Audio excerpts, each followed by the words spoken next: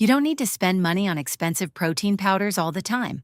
Try making this natural protein mix at home.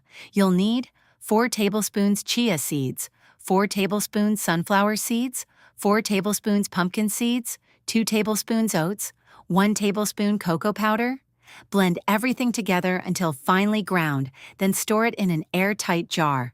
You can add a spoonful to milk, yogurt, or your favorite smoothie. Give it a try and enjoy. Follow for more simple and healthy recipes.